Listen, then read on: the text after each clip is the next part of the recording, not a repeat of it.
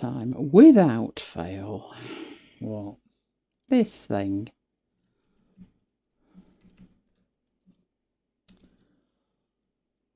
Hello, good evening and welcome. Hopefully all is calm and well, and you will be able to hear me. And if you can, let me know in the chat, because I can see the chat. Fabulous, fabulous. Ah, Mike, you're there. Excellent. Graham's not with us. Graham will regret that. If you're listening on a catch-up, Graham, you'll regret that. Just saying. Right, I'll say good evening in the chat. Might even be able to spell it, you never know. And you could say good evening to me if you can hear me. And if you can't hear me, let me know. I'll just let you think about that one for a minute. Okay, Mike, how are my levels on that microphone? Fine. They look okay on the other one as well. Maybe what about me? What about you? I can't hear you, so you talk. Mary had a little lamb. Its fleece was white as snow. Oh, has it got a fleet of its own? It's got a fleet. And everywhere that Mary went. The fleet was sure to follow. Yes. Loving this, Mike. Good evening, Carl. Are you all excited? Mike is, but for totally different reasons. 24 hours to go. Have you heard yourself yet, Mike? Mary had a little lamb. No, I'm not asking you to say it again. Have you heard yourself the first time you said it? Yes, I think so. Oh, good. Jolly good. Maybe Carl can let you know if he can hear you and how your levels are, darling. Oh, I've got complete power here. I should actually show you this on video. I've got complete power. Yes, that sound fine. You sound fabby, do you? I said fine. Yes, but I said fabby. Right, let's have a look at multicam. What's you opening up over there for? Okay, I'm going to get my slides up any second now, so you can know what we're going to talk about tonight. In the meanwhile, I'm moving this a smidgen. Oh, I've got a post-it note on my desk. That won't do, will it? You will see my running order. It's all high-tech here. Yep, there's a post-it note on my desk. That's what we like. No, what I'm showing you is I've got complete control over Mike, which makes a change. Oh, Mike, naughty, naughty. You won't hear him tomorrow, Carl. He'll be very quiet when Liverpool win. Right, now what was I going to do? Oh, I know what I was going to do. I was going to share my desktop with you. That's what I was going to do. And when I do, you'll see the post-it note. So I'll shift the post-it note and I'll move slightly. There's my control of Mike. Look at that. Right, I'm controlling Mike with that button there, the one at the top. I can turn him up, down or off with that button. And this one below there, that's my backup. Can I show you that? I probably can. Right, let's move this. Cable's not very long, but I'll show you. Pulling back, trying to get the microphones in. Oh, here they come. Here they come. Right, there's two microphones. This one with the blue light is my primary one that's broadcasting to you, but this one here, that's the backup, and that's going down there to that digital recorder. Yes, there's backups and everything. It's amazing, isn't it? And there's my little Poppy thing. Cut breast, Poppy.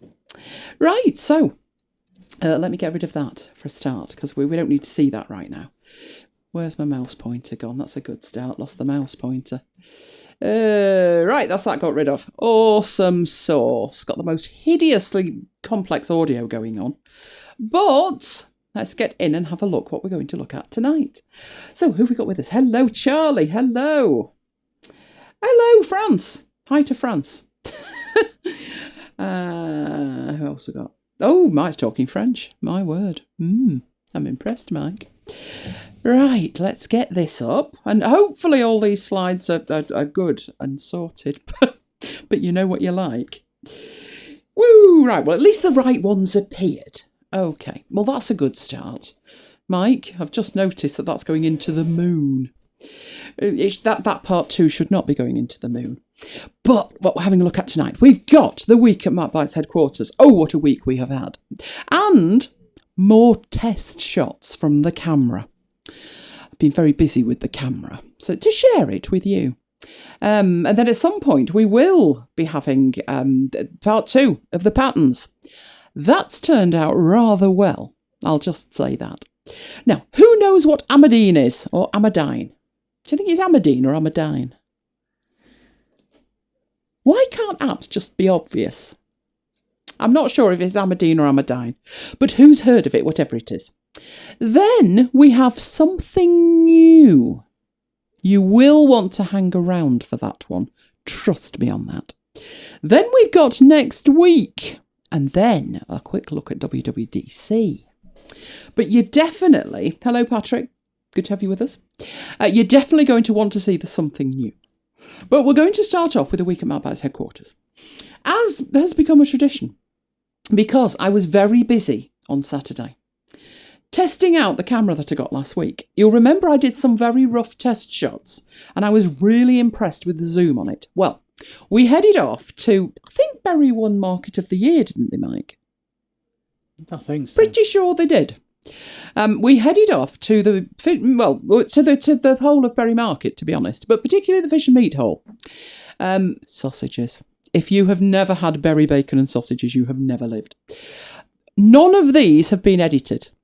Would that I had the time. All of these photos have literally just been dragged and dropped in there. If I had edited them, I would have edited out the lines and other various spots and stuff. But these are completely unedited. I did not have the flash going on any of them. The flash is manual, you actually have to pop it up. But even if it's open, it only uses the flash on automatic when it deems it needs to. So I didn't bother. I thought, no, I need to use this in a way it was bought for. Just whip it out, take a photo, put it away. So none of these had any flash on them, and none of them are edited at all. I was quite surprised and impressed. So this is said fish hall. The smell was, well, you're probably imagining it, aren't you, as we go? Good evening, Paul. Yep, so basically what I was doing here was, what's the noise level and what's the colour like?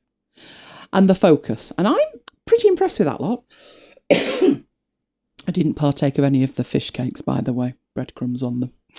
But I did partake of that lot. In fact, it was nearly a catastrophe with that, wasn't it, Mike? He's totally forgotten, but I haven't. While he's in the queue... No, I'm looking at the... You're behind. Yeah. While he's in the queue for the sausage and bacon, which obviously was a priority, I whipped outside and saw these, and it wasn't the best of days, which you'll see from the next photo. It wasn't one of these beautifully blue sky days. It was really overcast and contemplating rain every 10 seconds. So when I looked at that, I thought, oh, one, I want some of those strawberries. It's about the only treat I can have. But the second thing was, I need to take a photo of that, and I did. And look how many strawberries are there. And when we got back, there were 2 punnets left. So I just said to Mike, just grab the last 2 before there's no more. But we did get lots and lots of raspberries, you'll be pleased to know. So again, that colour, I'm impressed, because it was just on automatic. Now, when we have breakfast, that's where we have breakfast. And you can see I have done nothing here, because it's cockeyed. I would have straightened that if it were me. But that's where we have it. Now, we then went inside. This is taken from the inside looking out. You'll see the arrow. I added the arrow. That's pointing to the Berry Roast Company. So I'm sitting inside there thinking, need to test the zoom, in anger as it were. So me inside a dark cafe looking out. And again, no flash on that. It managed that by itself. So I zoomed in. And that was how close I could get.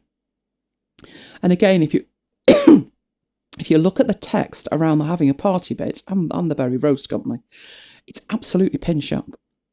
I only had the table to lean on. So that was the distance. And I could have gone further with that zoom. I could have gone a lot further. But I had no need to. At that point, I had to stop. Because guess what? Somebody... his treats arrived. So I had to dabble with these as well, because I always take a photo of Mike when he's having an indulgence. But I usually do it with the iPhone. So I wanted a comparison. That rather plain looking bit of tea there, the one without a tea bag in, that was mine. Look at that by comparison to Mike's. So I said to him, whoa, because you can see his hand reaching out. I said, no, let me get some pictures first. I just about managed to take the one on the right before he dived in head first. Not joking, this is Mike when we're out. You can see with those photos, again, still taken without a flash, And yes, the background is very blown out on them, but what it's done is it's focused and got the exposure correct for the foreground subject. So again, I was quite happy with that, no flash. Then somebody got hold of his breakfast. I've put an arrow on there because he did this for you guys. He does like his mayonnaise. He put on an MB for MacBites. This is the kind of weekends we have. But let's get back to the actual photos. In cafe, looking out, see that sign on the wall opposite? It says The Square. It's very square. And again, that was no tripod, no editing, completely unretouched. All I did with that, I think that actually is the full photo.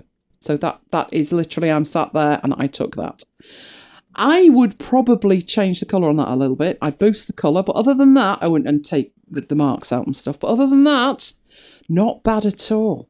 So let me no, come on. Tea without a tea bag is just hot water. It is. There is a reason why there's no tea bag in my cup of tea. I don't have it very strong at all. Literally, I kind of show it the tea bag from a distance and that's it. So I have it very, very light. I also don't have any sugar, sweetness or milk. So my tea has to be just perfect because I can't mask it with anything. So that's why it never has that in. Right, okay. We then, when we've done Berry, well, you know what's up Berry Way, don't you? Oh, yes. The cake shop to end all cake shops.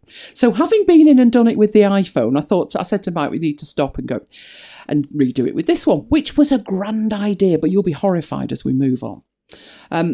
They started their business doing wedding cakes, as you can see, huge wedding cakes. But they expanded that into lots of other things. I've got the same photo there twice. Never mind. Again, no flash. There's only one of these images I took with flash, and I will tell you which one it is. But none of these were taken with flash. And as you can see, I thought it'd be a good test because the light coming through the window was really casting shadows on those cakes. But I think they came out absolutely perfect. Not sure who'd want a Malteser wedding cake, but hey, each to their own. As you can see here, very nice. Problem was, all of that's full of wheat flour and I can't eat that. And there were very few other cakes left. Oh, horror, horror. But I was rather taken with that flapjack, apart from the fact it was £2, which is the one on the right, and it's smothered in chocolate. But apart from that, it looked most edible. This was a wall of cakes that they'd got.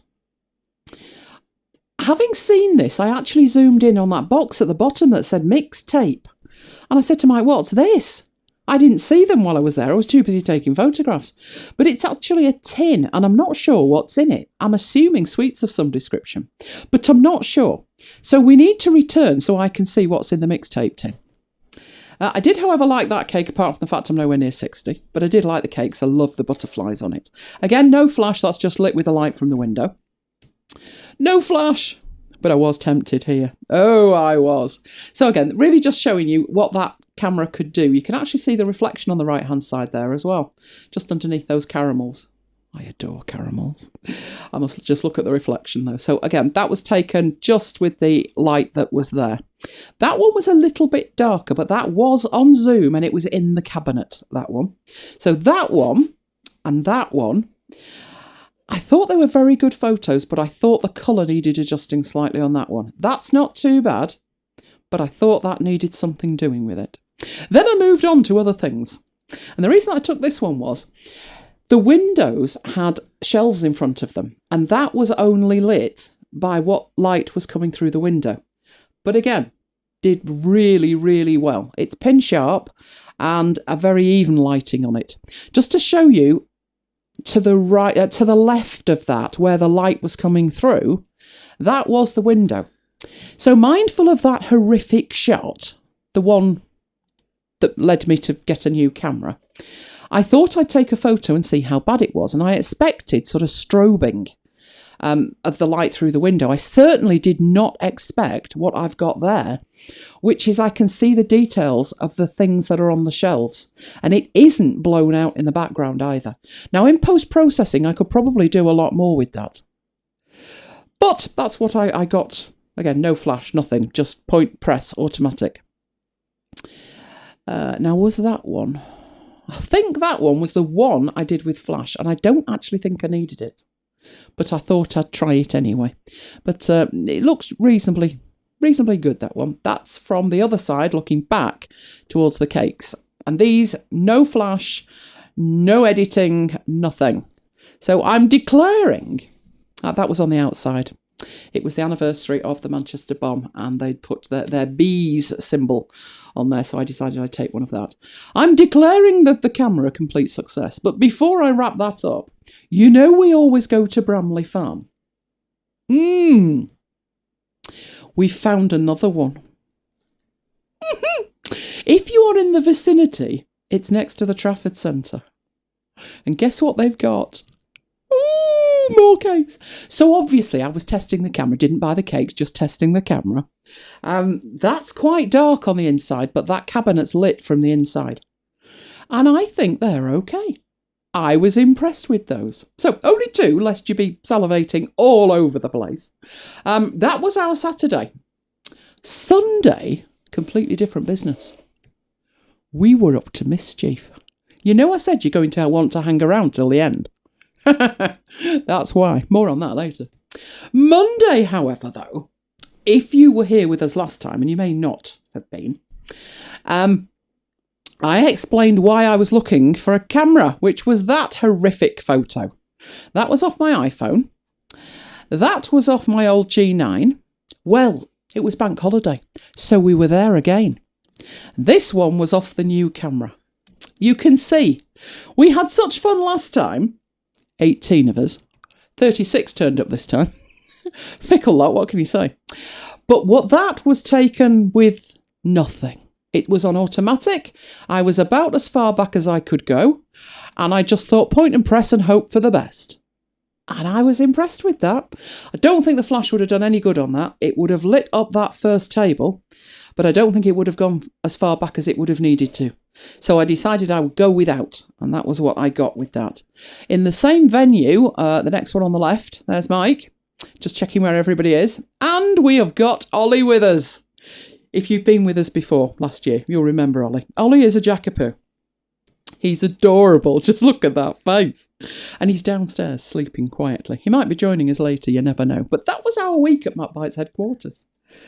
Yeah, that vanilla slice was amazing, wasn't it? Yeah, heart attack on a plate, that one. You're going to have to leave it alone, Carl. I must admit, I left it alone as well. It's probably riddled with wheat flour. Did you have a vanilla slice, Mike? No. No, I wondered if you'd ever had one. Because you did. I have in the past. Yeah, he's had one in the past. Carl sent a picture of these mixtapes. Oh. Vintage cassette tin with mints. Oh, is that what they are? Yeah. I want a tin now. Oh, nicely done, Carl. Well found. Oh, yes, I'm going to want one now. How much? Good God. I didn't see the price. No, they're £3.70. Well, I don't know how much they are at Slattery's, but I'm going to take more photos of those when I return, and I predict I'll be buying one. But the mints will have to go, because I don't eat mints on the best of occasions. But the mints will go, but I want the tin. Thank you so much for that. Now I know what they are. I was reading it out, and I could get the odd word. But I couldn't read the word that now you've said what it is. Must have been mints. I said it started with an M, but I couldn't work out what that was. So, on to tech. Alfred. Who uses Alfred? Me. I know you do, but that's because I said so.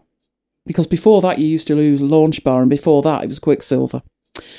Alfred is a launcher. It can do way more than that, but it is a launcher in essence.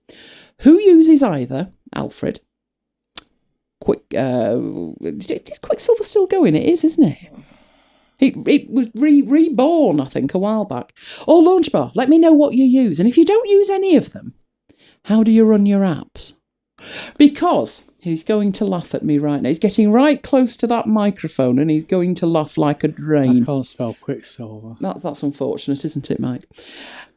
I decided, got my mail. Mail didn't arrive till today, actually, and I updated 2 days ago. But there you go. So I decided to update, as you do. Which was, I got this thing and I thought, right, okay, I've got a Power Pack license and I've got a Lifetime's Power Pack license. So you see it says Mega Supporter license. If I've got that, I should just be able to put the code in and run. Unfortunately, I needed to update it. And how you update it is you go to the site and you get to the buy page, but underneath it says already have a license, upgrade your power pack. So I needed to go here and put my email and my old license in. And then I would be presented with my upgrade options. Now at this stage, I got interrupted. So picture the scene. I've got this far. I've got it installed. I'm ready to go. And I had to stop, do something else. What was I like, Mike? What were you like? I needed to run my browser, and I needed to run this, and I needed to navigate there. And I just kept turning around and using the Alfred shortcut key, and of course it wasn't running. And I went, Alfred's not running. And I literally stopped and thought, how do I run an app when Alfred's not running? And it took me a couple of seconds. You're going to have to go to the applications folder and find it and run it from there. That was me. So it was imperative that I acquired a new license. When I put my details in, I got told I was eligible for a free upgrade. But, and I love the wording on this, we're offering you the opportunity to continue supporting Alfred's development should you choose to. In other words, you don't need to pay any more money. But if you'd like to make a voluntary donation, feel free. Well, by the time I got to this stage, I'd been without Alfred for all of about 25 minutes, hadn't I? Seemed like a lifetime. It did to me as well, so I decided to give them some voluntary money. I did. I literally sat and thought, you know what? I paid £30 for Alfred and the power pack back in 2011. Yes, 2011. And I thought, because I got a Mega Supporter license, I don't ever have to pay again. And I thought, you know what? They can't live on thin air. So I made the donation, which meant when my license came through, I'm now a legendary supporter. So I've been upgraded from a Mega Supporter to a legendary supporter. At which point, the migration kicked in. So I'll show you this in case it happens to you and you're like, what's going on? Right, the first thing it wanted to do was to back up all of my Alfred 3 preferences. Now you'll see that the preferences were in Dropbox. And my local data was in my library application support Alfred 3. Now the reason they're in two different places is there are settings within Alfred that are shared across machines. And there are other settings which aren't. The ones that are shared are stored in your preferences in Dropbox. The others are stored in your application support folder. So backing up that lot backed up the lot. And then you could choose how to migrate really. Did you want no migration at all, to just copy the preferences or use the synced ones? So I went with the defaults, and then there was the migration of the local data. Do you want to migrate it? Do you want to move it? And I just said migrate it. At that point, you need to hit begin migration, at which point you see this thing.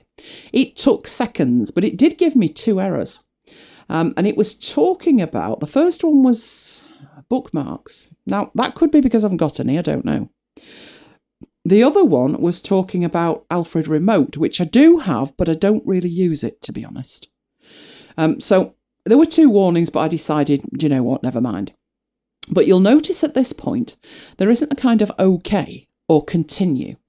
It actually says on the blue button, macOS permissions, and you have to give Alfred permissions. This is the same with a lot of applications now. You have to give it express permissions, and there was actually 3 different types of permissions it needed. So the first one was the accessibility. That's so Alfred can control things. Then there's the full disk access, that's so it can navigate around in your file system. And the third one was contact access. Now, I very seldom give an app access to my contacts, particularly, yes, I'm looking at you, ScreenFlow. ScreenFlow wants access to your contacts so it can register itself with the mothership, which I'm not having. So I usually don't. But Alfred can actually access your contacts and let you work with it. So actually work with contacts within Alfred. So I could type email Mike and it would. So I needed to give it permission for all 3 of those. So you open your security and privacy, that opens automatically for you. And you can see initially Alfred 4 has got no tick in it. Put a tick in the box and you're good to go. That's the accessibility ones. The full disk access is there. So I needed to scroll down and put a tick in the box there. But at that point, it said it still won't have full disk access until you quit it and restart. But you can see then it says quit now, so that will do it for you. So I hit quit now and I was taken out to there. At which point, you'll be glad to know it was sorted. So now, when I use my magic Alfred shortcut key, ta-da, I can run my apps, thankfully. I was a basket case without Alfred. Just give them money. Good evening, Jonathan. Never mind being late, just don't leave early. You will not want to leave early, can't say any more. Right, so Alfred, changes. What have they changed? Well, for a start, you've opened up on the wrong screen. Let's get you there. Okay.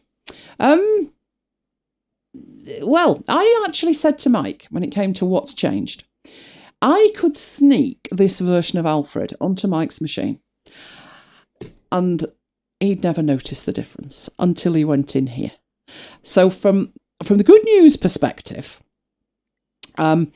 you won't notice the changes if you don't want to make any changes, but there will be other features there if you do.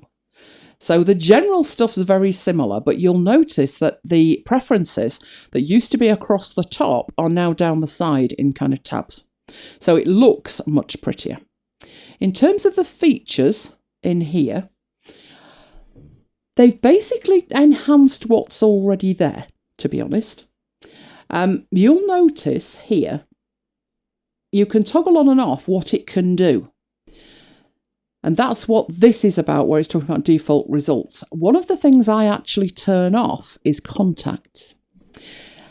Now, you might wonder, well, you've just given it permission. I did give it permission, you're quite right. But if I do a demonstration of something, like I'm doing right now. So let's open Alfred, and let's type Evernote. Well, I get as far as EVE. And Evernote comes up because it's the only thing on my system that starts EVE. But in my contacts, I have 3 or 4 contacts called Eve. I've got Eve, Evelyn. I can't really, GDPR, have people's names and contact details flying up during a demo. So I actually do have to disable the contacts. So that's something to think about if you do demonstrations or record your screen as well. But you could turn them on. And if I did, and I can't, because even if I type in Mike, by the time I've got that far, there's about 17 mics in there. But if you turn it on, when you type Mike, it will show you all your contacts called Mike, and you can actually navigate through the contact there. You'll notice here, I've also got extras, and none of those are enabled either. I tend to keep Alfred a lean, mean fighting machine. It can search your documents, but I pretty much leave it be, and I navigate to specific things another way to keep it lean and mean. One of the problems was there's an option in Alfred to eject a drive. You type eject and then the drive name, but for that to work it had to wake up every drive that was on the system, and it would just hang. So in the end I stopped using that. So that's why you'll find in here I keep it very lean and very mean. It is my fighting machine. I do have file search enabled though, so basically there's a lot of things that Alfred can already do, including integration with 1Password and your iTunes Mini and all of that. I do have some custom web searches, you'll like these. I have Search App Shopper, I have Search Asda, Audible, Dunelm, App Guides, Mac Update, MacBites, wrong icon, but MacBites. We built that Pixabay search in a previous After Hours. And Tesco's in there as well. Yeah, I'm wondering about that one. That's because I can't use the Tesco website. If you ever go to the Tesco website, it's like, come on, I just want to look up something, I can't find it. So I built that for it. It means that it's extensible by typing Tesco. And then, let me try sticky notes, because that's the kind of thing I'm likely to search for. Let's bring that across so you can see it. It opens up in my default browser and it shows me all of the shiny sticky notes. Yes, I did actually do this yesterday because I was looking for some sticky notes and they only had garish colours like that. I actually managed to get I think the nearest would be these ones here. They're £1 for 350. I got, what's in a packet? 1,200 sticky notes for £1.50 from Amazon. So I didn't bother in the end, but that's how you would use it. And the Asda one works exactly the same way. Let's see what their sticky notes are. It just saves me having to navigate those websites because they're shopping, and that's going to freak me out, isn't it? There you go, £1.25. Did I mention how many I got? Right, so that's a way to customise it. The other way to customise it is with workflows. Who uses workflows in Alfred? Let me know if you do. Did anybody type in what they used? You're being very quiet. Carl said Albert. Carl did. He said uses Albert. I've never heard of Albert. Is Albert a competitor? No, it's not. It's something to do with running scripts. Oh, might be interested in that. You could actually use Keyboard Maestro for all this, but I don't. What I have in here is a range of workflows which enable me to do specific things quickly. So just to give you an example, if I type DX, I can either open my Dropbox folder or open my Scrivener Dropbox folder. So I more than likely want to open my Dropbox folder, which it's helpfully put on the other screen, which I shall bring over here. There we go. That is my Dropbox folder. So just a quick way of doing that. That's the workflow for it. I give it a keyword and I give it a script and tell it what to do. And the script is really simple. And you can just copy and paste that from any way you like. Anywhere you like. I found that online and I did it from there. So I've made those, and there's a lot of others in here. The ones I find most useful, to be honest, are... Where's my Open With? There we go, that'll do. Open With Affinity Designer Beta. And basically what that's going to do for me is, if I select an Illustrator file, or a GIF file, or a JPEG, or a TIFF, and I want that opened in Affinity Designer, that enables Alfred to do it.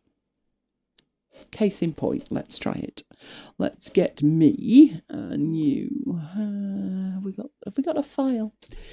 On the other window, let me find a file. Data. That'll do. That one will do nicely. Right, I've got a file there. That's a PNG. How I would do that? What if I want to open it? Well, what's going to open it? The default is Preview. Well, I am never going to want that to open in Preview. I am much more likely to want it to open in Affinity Photo or Affinity Designer. But I don't always want it to open in... Well, for a start, I want to be able to choose. That's the problem. So whichever I allocate it to, I want to be able to choose. So the way to do it, in Alfred, if I double tap my Control key, and I've got a file selected, it passes the file, you look at that there at the top, it's passing that file to Alfred. And now it will let me decide what to do with it. So this is the list of things it can do. And the reason that I've got Open in Affinity Photo and Open in Affinity Designer is that I coded it to do that, and Photoshop and Pixelmator. So all I actually need to do, to show you the speed of it, I would select a file, I would double tap Control, I would type PHO for photo, move down to Affinity Photo and press Enter. It will then go away and have a rare old think about it. Oh, it's thinking about it now. And there it is. Oh, Mike, every time I open this, I said to you, there's always a new version. It's going to have to remind me later on that one. Can't deal with that now. So that's something else I use Alfred for. Now, you do that enough times a day, and when Alfred's not running, you are going to know about it, and that was my problem. So I do create a lot of these things in here that give me flexibility as to how I actually open a file, even. So, let's have a look what else is in here. This is new. This is new. There is an appearance. The default is now that one. That's the default theme. But there's also a dark theme now. So if you are a dark aficionado and you would prefer dark, you can do that. People have been complaining, and I'm not seeing that in here, so I don't know why, that the default theme, which is the light one, has a black border around the edge. It's an Apple thing, apparently, for if an app can be put into dark mode. But I actually created this Yosemite one ages ago, and that's the one I've stuck with ever since. There was this Yosemite one, there was this smooth one that I played around with, there's high contrast ones. Ooh, they can be very, very, very different. But I must admit, I've stuck with it. And you notice if you came in and it was that one, I wouldn't be able to say to you what was different, but I'd know something was off. So mine doesn't have the purple. Mine just highlights in a very faint grey. You'll see as I'm hovering over here, it lights up. And that enables me to customise it. So every single thing you see in here can be customised, including the padding and the fonts and the colours, the whole thing. And that's a new way of working with it. I haven't changed this one yet, but who knows? Maybe I will. Will that let me change? Yeah, that will let me change the colour of the app name in there. I'm assuming if I click on that, I can change everything. I can change the colour of that as well. There's the theme colours, the colours that belong to this particular theme, and there's the text. So I could, I guess, change the font. I'll regret this, won't I? I do like Avenir, though. I do like Avenir. So this is Helvetica at the moment. Oh, actually, I quite like that. I'm liking that. I might change that. That one up there as well. So that's set to Helvetica. Let's say Avenir. Oh. Yes, I'm not disliking it. So basically, it's that easy to change anything. So if you want this thing down here to be in a different colour, so at the moment, it's like that grey, isn't it? What I will do with that, come on, I should be able to see more of the stuff at the bottom. You're not doing it, are you? Okay. I'm going to grab that one and put it next to my blue so I can go back to that one later. But what I can do is choose something hideous. So maybe I could go for a purpley thing. So really, if you're very interested in where those files actually are, then you could make that a different colour and then it's really in your face. Or blue or teal. Well, the teal's quite nice, isn't it? I could live with the teal. Let's leave it at teal and walk away before I make any more changes and regret it. So now when I bring Alfred up and I start typing something in like Evernote. Oh, no, because there's only one. I'll put Affinity. Right, you can see that the top one I haven't changed. So when one's highlighted, it goes back to grey, but the others are that kind of nice kingfishery colour. And the font is now Avenir. So really simple to customise everything you could possibly want with it. Then there's Alfred Remote. As I say, I do have that, but I don't particularly use it. I really should look into that. You've got all your advanced options. Now, this is very interesting. This is where I headed off. Because you saw what happened in the transition as I went from one to the other. As I went from version 3 to version 4. But remember the Dropbox debacle? Hey, who could forget it? Yeah, that. And I decided I was going to move lock, stock and two smoking barrels somewhere else. Because down the line, I'm only going to be able to synchronise with three versions of the 3 installs of Dropbox. Right, it warns you, as it says here, choose a location to store preferences. It can be local or a synced folder. They specifically mention Dropbox, and that's the one they recommend.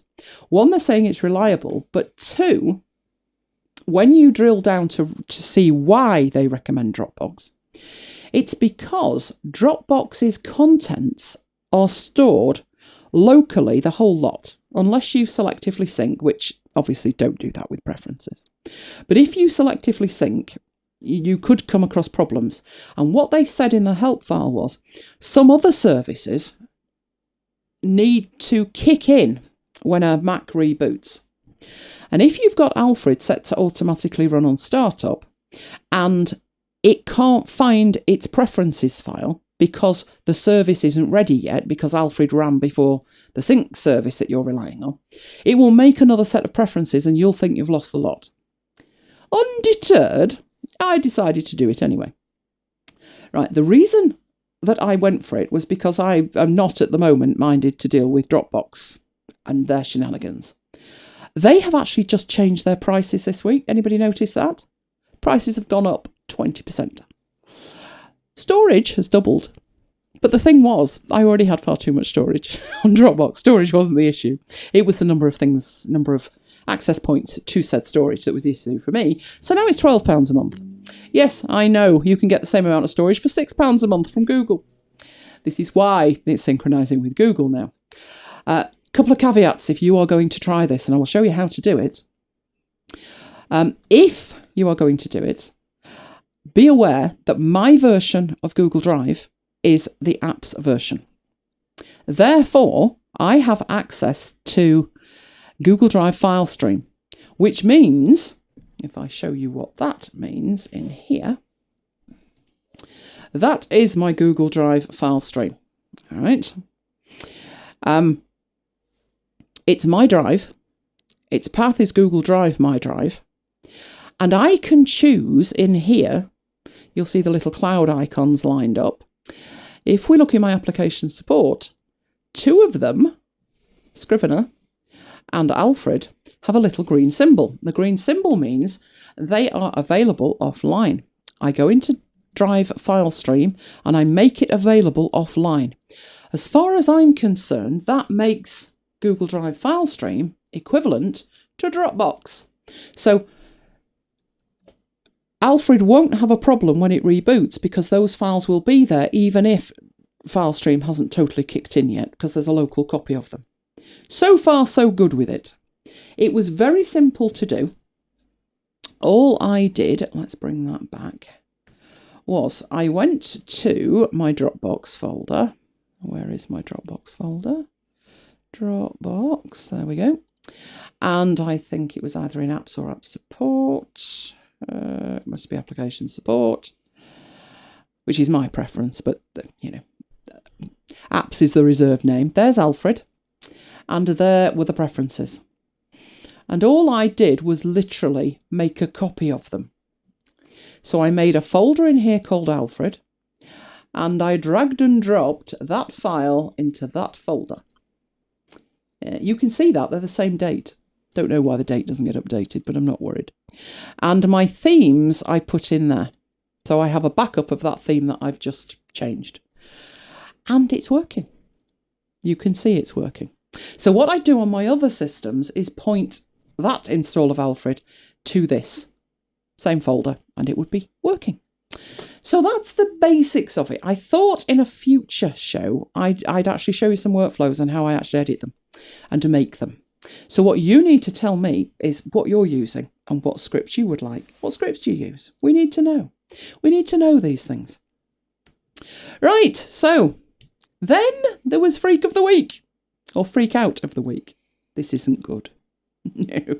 Looking at you, Apple. Looking at you. My beloved Keynote that I have been using for years and years and years. I would say in complete bliss, but you know, there have been bumps on the road with Apple. But this one took the biscuit. Right, what I'm going to do is I'm actually going to come out of Keynote so I can go into it and show you the problem. I will make a new file. Right, so I've got a new file. Many, many, many moons ago, you used to be able to do this. So I'll open Firefox and I'll go to MacBites and I'll find a show and I'll find a graphic. This is what I would actually do. Right, Road Warriors doing the dongle dance. And I'd grab that image from there. Taking sweet time to load in, isn't it? I think I'm killing this machine tonight, but never mind. Right, coming in. Well, when it's come in, what I would do at least 20 times a day is I'd drag that image and I'd drop it in here. Another place that I would tend to get those images from, are you actually loading in? There you go. Is Wikipedia, where you can use it, or Flickr. So I'd grab the image, there's the image, and I'd hover over Keynote, and I'd drop it, and I'd get the image, and now look what I get. First couple of times it did that, I thought, it's broken, what's going on? But no, it's doing that, it's a thing. They've changed it. That's what it's doing now. It drives me insane. It's doing exactly the same in Pages, Numbers and Keynote. And various other things, other locations in the Apple ecosystem. It's driving me mad. You can do this. So let's make some space and let's bring Firefox back. Let's grab the image we wanted in the first place and drop it on there. And then you've got this dance to do, haven't you? You've got to go and find it. And then you can drag and drop it in. So all it's doing is making my life much more complicated. When all I want to do is just drag an image from there and drop it. And obviously, Apple have done that because if they make that far too easy, that didn't even work at all, did it? Let's do that. No, it's not doing it at all, no. So it's even more broken than we thought. That's my image. Oh, now I've got a spinning beach ball of death. But it's not working anyway. It used to work perfectly. Doesn't work now. So let's say what I actually wanted in here was the last few shows. I just want to put the image there and come back and do some work with it later. And I definitely don't want the URL. You've just made my life a whole lot more complicated, Apple. I hate you right now. But interestingly, you'll like this one. I've got a friend, and this friend said, oh, I need to see you about something. I need to see you about something. And she does a lot of Facebook Lives, and so I assumed it was video. And a week went by, and it's like, yeah, must catch up with you, must catch up with you. Anyway, there we were in the parish centre after Mass one Sunday morning. And she's literally just walking out the door, and she said, I need to see you about that thing. And I went, yeah, not a problem. So she went, do you know what? She said, it took 2 minutes. So she said, I've got this file. And she's in Pages. She said, and I used to be able to drag an image. And I thought, oh my God, she's got the same problem I have. And I just started smiling. And she went, you know what I'm going to say, don't you? So I said, yep. So she said, I used to drag it into Pages. And now it puts in hieroglyphics. And I thought, yeah, those hieroglyphics are the full path. Now, if you've got an image from Google, so say you've done a Google here. You've gone off to Google and you've searched for Samoyed. Oh, I shouldn't have done that, should I, Mike? Oh, right. So I just want one of these images. I want a big image of a dog. They'll do. They're gorgeous, aren't they? What she's doing is that, and what it's doing over here is nothing, or it's putting in the actual full path. And the full path for that would be all of that. So it's hideous. So she thinks she's getting hieroglyphics in there. She wasn't pleased. So I explained it wasn't her, it was Apple. She was less than impressed with that as well, to be honest. So obviously the way to do this is to make room on that side and drag across your images like this, including that rather pretty pair of Samoyeds like that. From there, you then go back to Keynote and then you can drag and drop your images in. Don't know about you, I've lost the will to live by now. And then this isn't full screen and there's a lot of grief with it. It's ridiculous. Right, so what do you do about that? Well, I explained to this lady, there's a way around it. Let's keep that full screen and let's go get Firefox. And for me, Firefox would be full screen as well. And this is what I would do. I would go and get the graphic, drag it across and drop onto Yoink. We've talked about Yoink before. If you've forgotten, it's a shelf. What it enables you to do is what you see me doing now, which is stack up contents on said shelf. So my browser's still full screen. But if I then switch to Keynote, I can put these images in wherever I would like them by dragging them off the shelf. It's still not perfect, because I would much rather be able to drag it straight from where it is, but it's better than the alternative, which is juggling with Windows. Now, you may not have Yoink. Yoink's awesome. It's absolutely brilliant. But you may have another one. Let's go get some more images. Oh, that was a night England played. It was fabulous. Right, dragging that, this time I'm going down to the bottom of the screen. And I get this, which is very similar to Yoink. Difference being with this, I can actually choose to put them in different places and bring them up and down and just get rid of one if I want. So that's just deleted that one, but it's not deleted the others. And I can get that one and put that on there. Now I've got 2 on the same place. This is called Drop Shelf from Pilot Moon, the people who make Pop Clip. In essence, it's exactly the same as the other one. It's a little bit less in your face because when Yoink has content, it sits there. So let's add that to Yoink. It sits there in your face over the top of my slide navigation in here, which would be a major issue. So if I just add some more slides in and I want to get to number 7, good luck with that, because that is in the way, whereas these hide down out of the way. But both apps will do the same job. And you can drag and drop things from there like that, either individually from one shelf or multiple ones, whatever you want to do. And as soon as I drag that one off there, the shelf will disappear. So 2 ways to outwit Apple. Don't like Apple doing that. Not on Apple. Not on at all. Right, let's get that out of the way and let's get back in there. That's not what I wanted to do. That's what I wanted to do. So the first one of those was Yoink. Yoink is awesome because there's an iOS app. And the iOS app really does extend what you can do with iOS. So somebody's just mentioned iOS.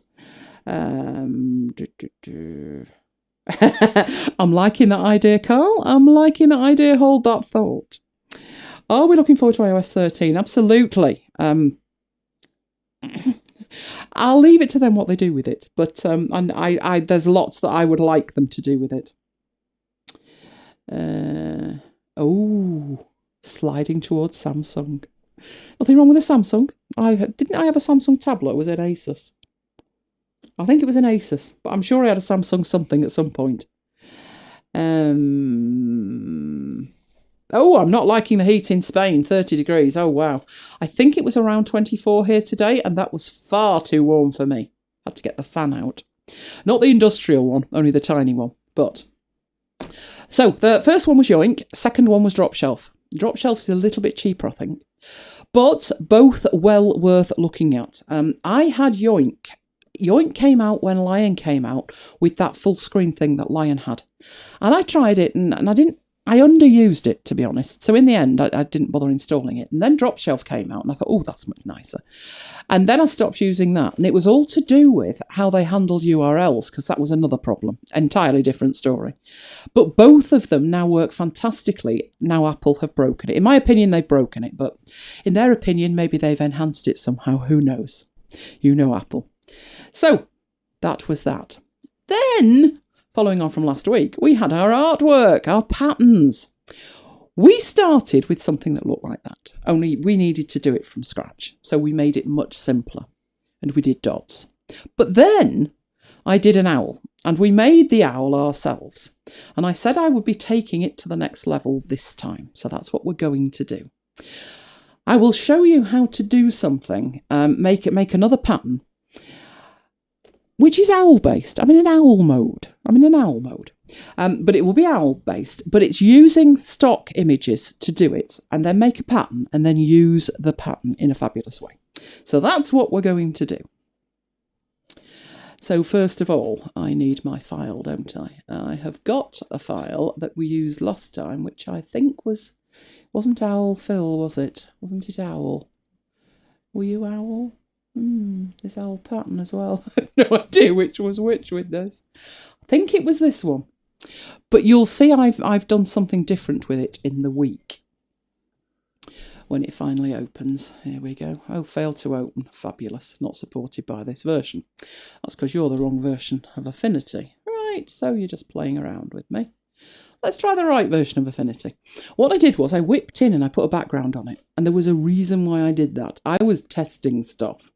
So I put the background, well, I put a background in it. We didn't have a background, we had that, right? And that was our pattern. And if you remember, we had multiple little owls and we moved them mathematically. That was the trick. We were adding, do you remember, Mike? You were doing maths. I do. 500. 500, 250, 750 and 1,000. And was it the x-axis or the y-axis? Poor Mike was boggled. He didn't know that was happening. So that was what we did with it.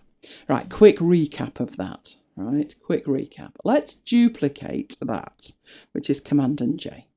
And then let's move it to the side. So I'm moving it with the Shift key held down and the arrow keys, and that moves it 10 pixels at a time.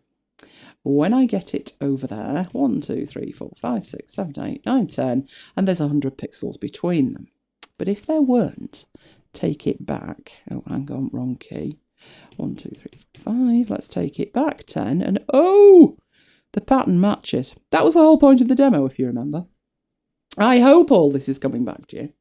Right, what I was going to show you was, I'm going to lose these owls. Let's lose those owls. There are other owls. Right, what I did was, I went Googling. Actually, I went to Pixabay. And Pixabay had a whole range of owls. Here's me owls. They were fabulous. There was book owl in different colours. There was flowery owl. There was all kinds of owls. Kindle owl, apple owl. That one's most appropriate for MacBites.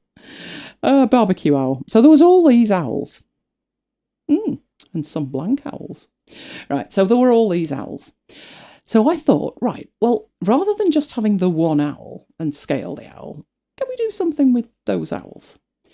So I can use Alfred here to open one of these. Where's the drunk owl? Oh, you're not previewing for me now, are you? That won't do. Right, I am doing that. Ah, just got the right one. I will do my affinity and it will open in Designer. So there's my owl in another tab. Now, one of the things when you're working with artwork like this is, it has a layer. Now, if you look back to the one we created, it doesn't. It has 2 artboards, but there's no layers within them. We have groups, no layers. But when you open a lot of these stock images, they are on a layer. Now, you can create layers in Affinity Designer, but for something like this, I think it's more important that all the elements of the bird are in a group. So I'm just going to group that. I don't think we need a layer unless we want a text layer or something. So we've got a bird. So I'm going to copy that group and put that in here. And I'll shrink him down a bit. Now you can already see the bottles kind of hanging off the edge there. Who can remember, Mike, what you did to get that owl in the right place? First thing's to copy and paste the owl. I did 1,000 to it. He's confident, isn't he? Right, where? Ah, I see he's forgotten that. The trick was, down in the transform panel, that position, because it's slightly off the canvas, was minus 39.1. That's not the best number, is it?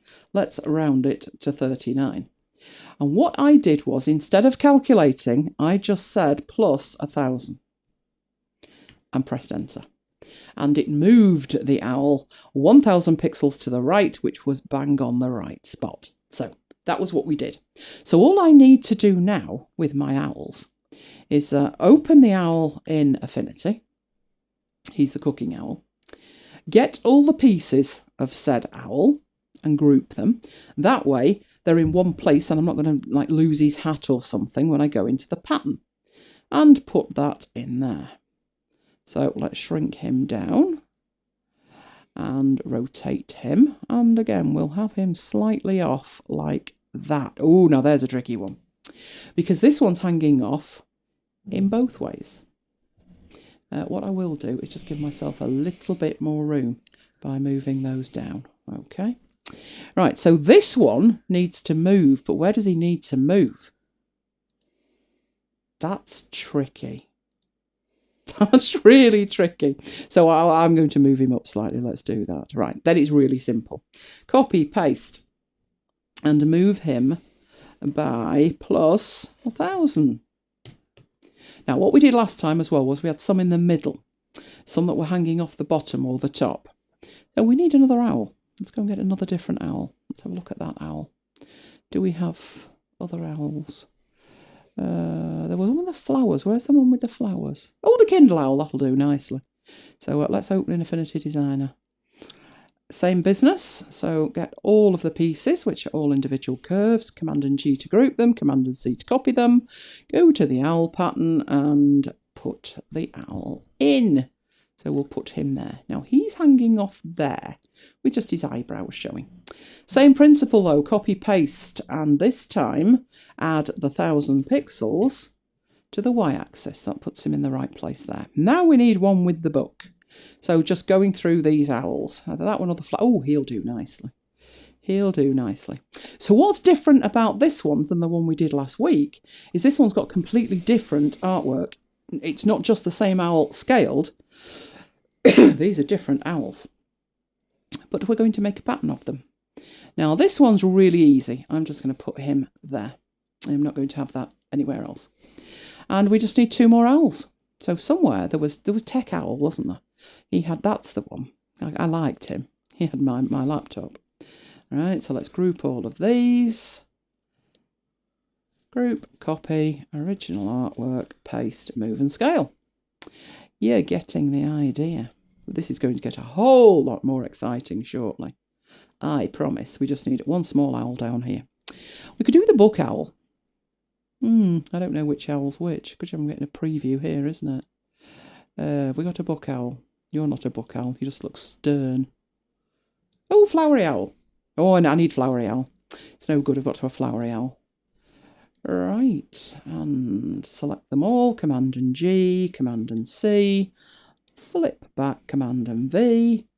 Scale and move. There we go. So that's simple to create our owl pattern. But now it's a completely different owl pattern. All the different owls, but it will match. It will join and link together and it'll be fabulous. Now, one thing to think about, which was what this thing involved, this orange. Okay. At the moment, that's transparent. So when we export it, if we look at the export, it's going out. Which one was which? Is this one. Only we've got that called pattern. They're both called pattern at the moment, and that's the problem. So we'll put owl family. The family of owls. And that'll solve my export problem. They just needed a different name. So I'm going to export one at 1 times, which is 1000 pixels square. And another one we did at 200, so it was smaller. But it's going to be a PNG. So if it doesn't have a background, it's going to be transparent. That'll be a problem when we come to use it. I'll say no more than that at the moment, because I'm going to show you why you would bother making patterns like this, be they geometric or whether they be owls like this. So, good idea to have a background. Could be white, could be any colour you want. But at the moment, it would be a good idea to have that background for what I want to do with it. So I'm going to go in, but I don't think orange is the best colour I've ever had. But I'll go with it anyway, and I'll do a white one as well. So, back into here. And I'm just going to export this one. But instead of 200 wide, I'm going to make that 2000 wide. You might be wondering why. Well, I made it smaller in case we wanted to use it somewhere else. But we didn't actually go through the demo. Since then, I've gone through the demo and had a genius thought about not having to scale things down to tiny. If we do, we lose quality. We don't want to lose quality. We want to keep quality, in fact, have better quality. So, I'm exporting one at 1000 pixels and one at 2000 pixels. It will give me perfect quality at double the size. So instead of 2000 wide, I could just put 2x there, or 3x. In fact, let's do that. Let's choose a 2x and add another, a 3x. So that's one way of doing it. You have options in here. Pre-configured options, but we'll go with those 3. And I will export just the one slice with those 3 images. I will put that on here, and that will be orange background, because the next one, why has that got a full stop in it, will be white. So I'll put those in there, go back to the artwork, find that block and change the colour to white. Go back, do the export again,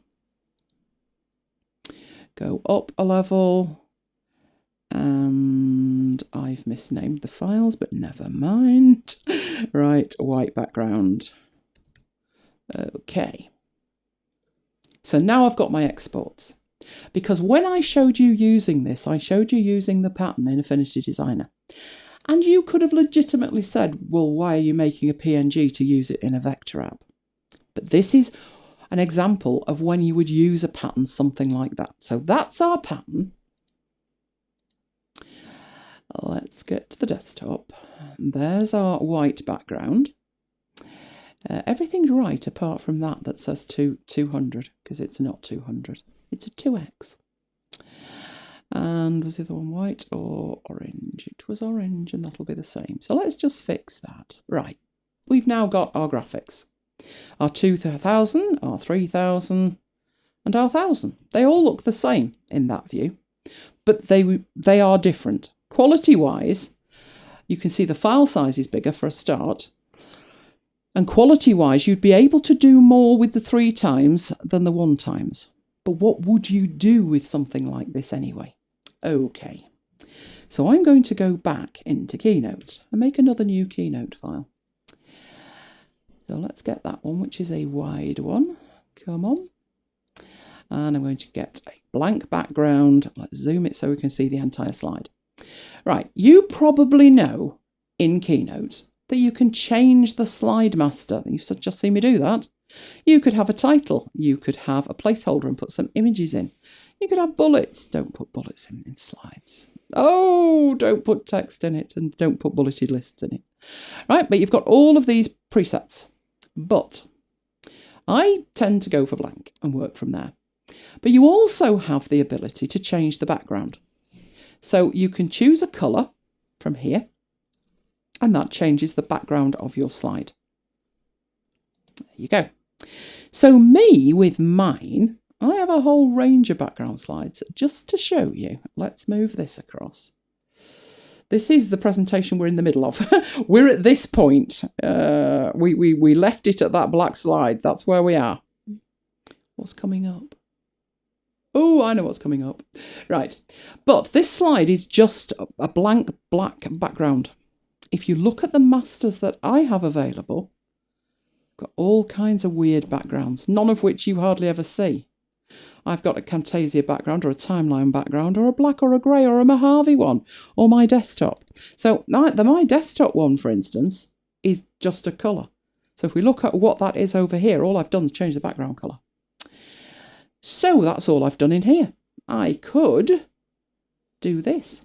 I could choose that and use the eyedropper to pick up the colour of my desktop. And now that slide is a desktop slide. The reason I have a template for that, a master for that, is that I use that slide all the time. So you can do that. But in this drop down here, you've got other options. You can use gradient fill. There are pre-configured gradients to choose from. There they all are. Some of them better than others. Colour fills, gradient fills. Oh, lurid pink. But you also have an image fill. And there are some images to get you going with. That's what's in there. That is the image. And it has a background on there. You change that, it changes that, takes you back to a colour fill. So, we need image. And we need our owl family. So I'll drag in owl over there. And now we've got a background and it automatically tiles it. They match. Oh, that's good. Now, you do have options when it comes to your image fill. Tile is the default, but you could have original size. And obviously that one was 1000 pixels. You can stretch it. Not the best look. Owl won't thank you for that. You've got your tile, and then you've got your scale to fit, and you've got your scale to fill, rather, and scale to fit. Okay. Best one's got to be the tile, though. It certainly is if it's a pattern, and that's why we made this a pattern. If you used a different image, if you just used one of like an iPhone or a dog, and you tiled it, it would look terrible. This was made to be a pattern to use in situations like this. But what does it give you over and above just making the artwork and saving it out and being done? Make it the right size, just export it.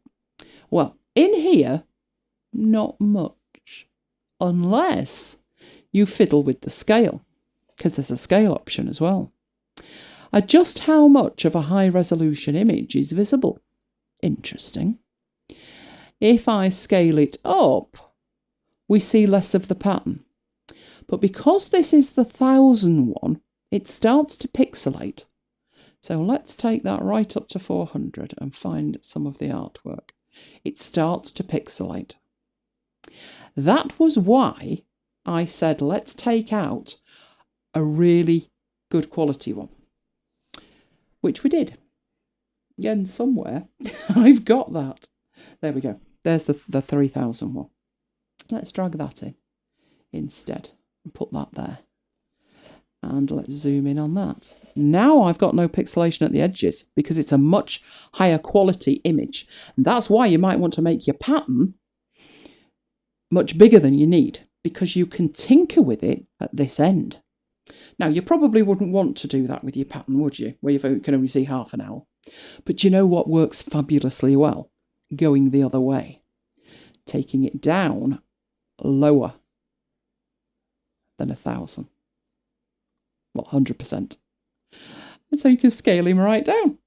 Got to love that. Got to absolutely love that. Now, you're not limited there either. Now, at the moment, we're using the orange one. So let's get the orange one to about 20%. That looks good. Because there's another option here. Under image fill there, you have advanced image fill. So look at what you've got here. You've got the actual fill that's applied. You've got image fill selected. You've specified the fill. You've tiled it and you've scaled it. But you have extra options in advanced image fill. You'll notice there the colour changed. That's because you've got this tint option. So we could tint it. Now, the reason that's looking decidedly ropey is because the background's orange. So if we go back and we get our white background, and let's bring in the middle-sized one, because we can. Let's drag and drop that one. Now it starts to make much more sense with these tints, that you can get the tint across the whole thing, and without that orange background being garish, it does make it look more of a background. So you can do that with all of those tints, if you are so minded to. So that's the extra option that you've got there. And again, you can scale or scale down, whatever you want to do. Loving that. So that's the kind of thing that you can do with a pattern. And that's why I took you through making the pattern when you were probably thinking, why are we bothered making a pattern? The other thing that you can do with a pattern is you can use it as a fill in a drawing app. So if you had a mock-up of 2 walls and that was wallpaper, and hey, who wouldn't want owl wallpaper? You can do that with it. So that's the reason that you would make patterns. Who likes that? You've got to like my owls. You've got to like my owls. So that was the second half of the owl demo. Right, let's get back into here. Let me have a look at the chat. Oh, you've disappeared again. That's what I want. Right, let me have a look at the chat. Oh, thank you, Charlie. Thank you. Oh, what was that really useful me likey? Paul, what was that about? Which bit was that? Was that the patterns? Was that the owls? You need an owl. Or was that yoink and drop shelf? We like that. Anyway, new toys. You can't say fairer than new toys. Oh, this is a good one. Who's noticed, and we've debated the name, it's either Amadine or Amadine. We'll take a vote. But whatever it is, it's being billed as the ultimate vector graphics software for Mac. I know what you're thinking. We live in Affinity Designer at MacBites headquarters. We do, but we're always open-minded enough to try new toys. This one looks good. It's apparently optimised for Mac, so it's got all of the, the Retina UI and the metal and all of that make it fabulous. We couldn't care less about the touch bar here. Haven't got one, don't want one. But the beautiful thing with it is it's only $19.99. Now, by comparison, we all know that Illustrator is an arm, a leg and a kidney. And even Affinity Designer is £50. So $49.99, not bad at all. Sorry, $19.99, not bad at all. It's available in the Mac App Store. There it is.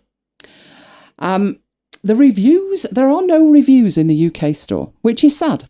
So I headed off to find some. And I found some in the US store. Basically, 5 stars, love it. 5 stars, love it. And again, 5 stars. Love it. Did I mention they love it? So I thought, having seen that, maybe we should love it. Maybe we should take a look at it in a demo. You can also get this direct from Beelight, who are the company who make it. That means, same price from them, by the way, that means there's a trial version available, which means you can go and try it before we even get going with it. It is a vector drawing application, so these are the sample files that they've put out there, the kind of thing that it can do. Beautiful. It's a bird theme tonight, isn't it? It seems fully featured, and if you look at that, top right there, you've got geometry. That geometry looks very, very similar to the transform in Affinity Designer. So interface-wise, I reckon with this, you know, if you can use one, you might just be able to use the other. And it seems fairly fully featured as well. I'm sure we'll find stuff that's missing in the same way we find stuff that's missing in Affinity Designer. But it looks pretty good. So I thought I'd give you the choice. I thought next week we could look at this. Or we could look at something else. But I thought this would be a good idea. These are the examples that they're giving you. And, you know, I know they're artists and many of you are not artists. I'm not an artist. But I can wield a mean vector graphics app. So I thought that would be a good idea to have a look at. It does text as well. So that's one option. But I do like to give you choices. There's always an alternative, isn't there? Now, who knows what app this is? I tried this on Mike earlier and he had no clue. I'll give you some clues and you've got to tell me which one you want me to do. This app has been around a long, long time, i.e. over 20 years, but not on the Mac. Clues, you want clues, don't you? It has been on the Mac before, but it's not been seen on the Mac for the last 18 years. Which means it was dead on the Mac well before I switched in 2006. But I did use this app on Windows. In fact, it was the first vector app I ever used. And I loved it. I loved it back in the day when its DTP counterpart was Ventura. Remember that, Mike? Best app ever, Ventura. Loved Ventura. So this is the last shout before I tell you what it is. Does anybody know what this app is? I don't think you'd get it from that icon, to be honest. It's a milk bottle in a circle. It could be a milk bottle in a circle. Or a baby's feeding bottle. Just needs a puppy on the other end of it, doesn't it? I think the original icon wasn't a million miles away from that. But... last shout. No ideas. This is now available for Mac. It's CorelDRAW. So I looks at it and I thinks, oh, there's a get button, which means surely I can try it. Indeed you can. For free, apparently. And then I spotted that. You've got to sign up for a subscription and then they have the temerity to give you a week for free. So I thought to myself, okay, how much is this thing? Could I find a price? No. I ended up down here. In-app purchases, yes. I thought, oh, I'm getting there. You might want to sit down at this point. The monthly subscription, that is monthly subscription for this. Let's not miss that. $18.99. So it's £1 a month cheaper than Amadine or Amadine is for the entire product for as long as you want to use it. Or you could pay annually for $190. Anybody need smelling salts yet? So I thought at this point, I'd have a look at the reviews, and I did. And people were making a comment, and I thought that's a good point. CorelDRAW used to come in a suite of products, and it had an image editor with it that was comparable to Photoshop. I thought, well, where's that? And it's not here. Trust me, not getting it. So I went off to Corel's site. As if $189.99 a year wasn't enough. Oh, no. You can actually buy the entire suite, which is reduced at the moment to only, she said, massive air quotes, fainting, $539.99, but that does include the VAT. At that point, I'm thinking, you're not for real. You are not for real. You'll notice there the subscription option as well. So it's hideous. It's basically an arm, a leg, a kidney. And yes, I hate subscriptions as well, Carl. I do pay for some of them, but only when I deem there's either absolutely no alternative or they're worth it. Like I gave Alfred more money. Didn't need to, but I thought I rely on this and I want it to be around tomorrow. But for real, this kind of price? Joking. So, we've already got one for please do Amadine. So I thought next week we could take a look at that if that sounded like a good idea. Alternatively, we could do CorelDRAW. Not happening. Not happening. Not paying that. Ever. Never, ever, ever, ever. That's actually more expensive than Illustrator. So I thought this one would be a much better bet for next week. So what you need to do in the interim is get yourself ready. You can get the trial version, or you could splash out for the full thing and then bring your questions with you. That's what I thought. So does that seem like a good idea? We love supporting software that's not subscription. This is not subscription. The company Beelight, you may have heard of them. They do other applications. Two that spring to mind for me is Swift Publisher.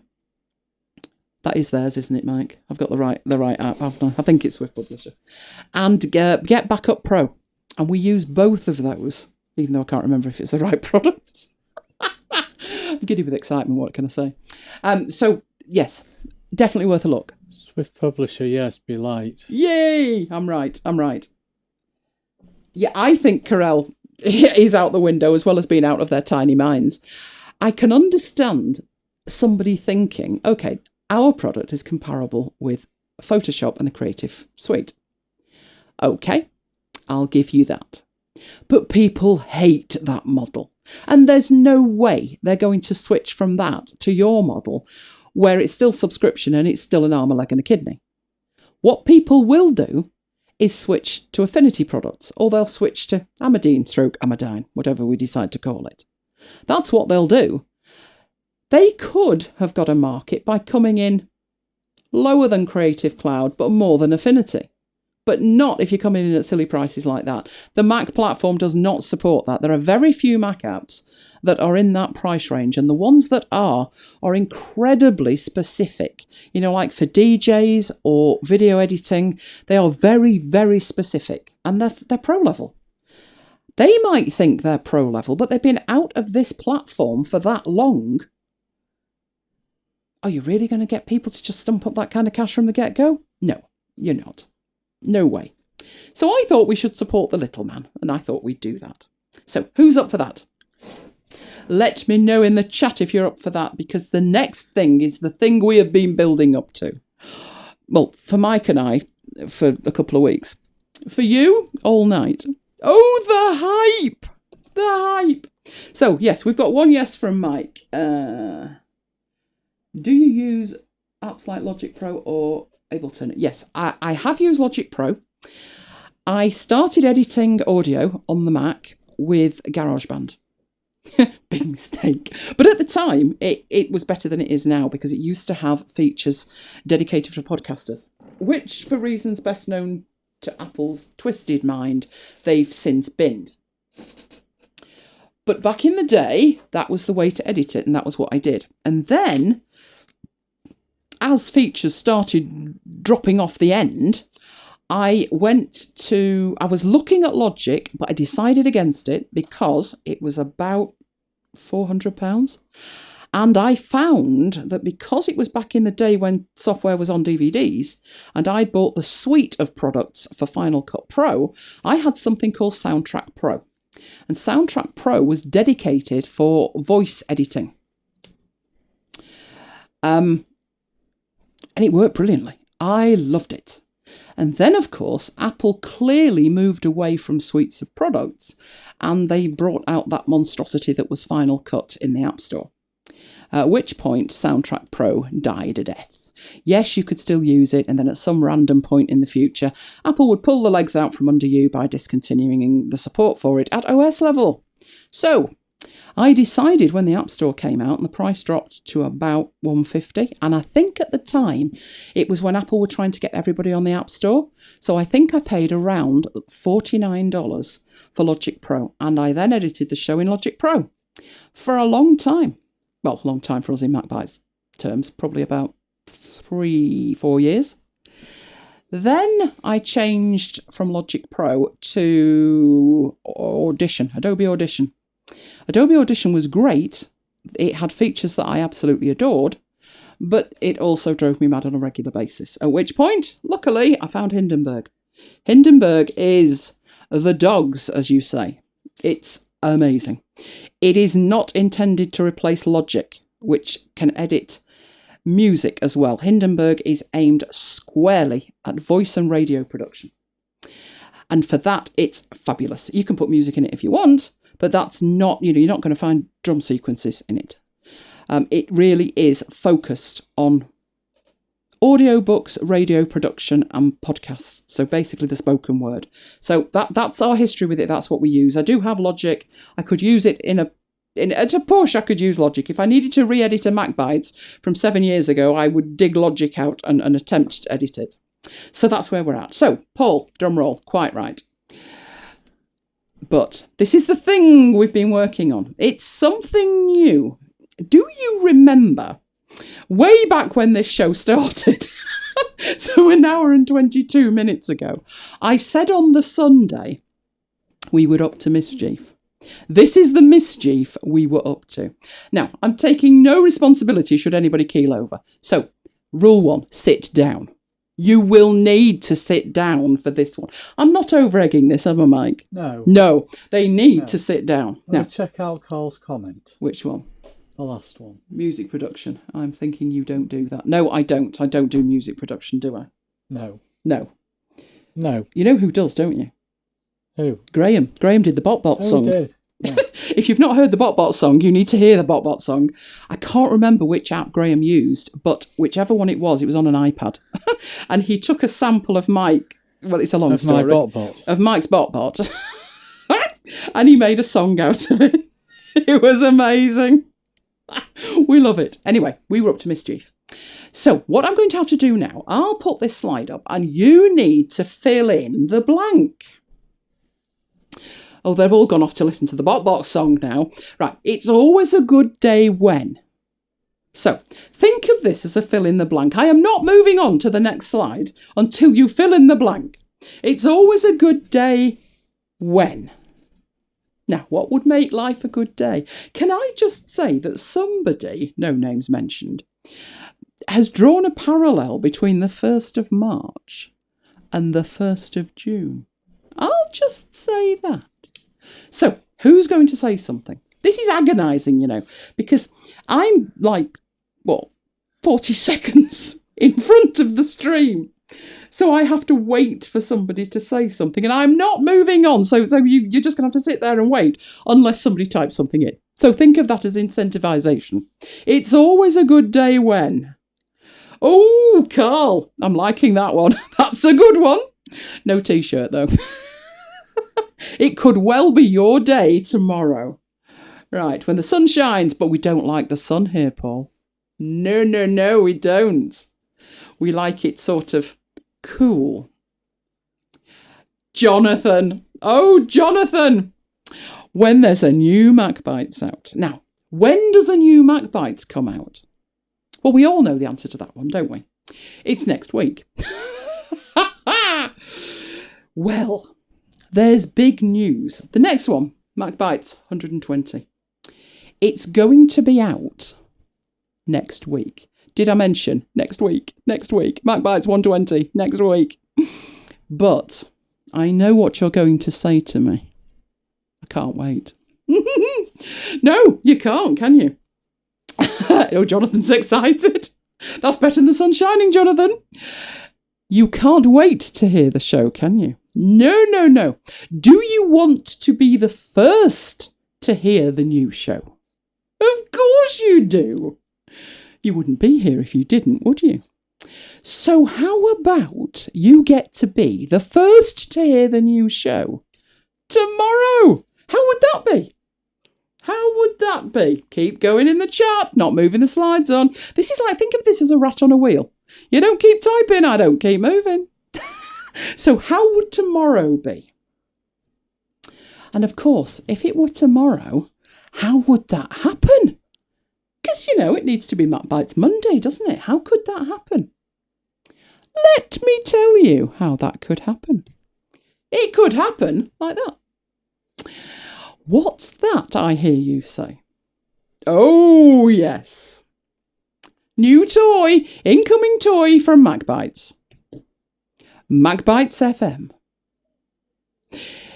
It's MacBites 24 hours a day, 7 days a week.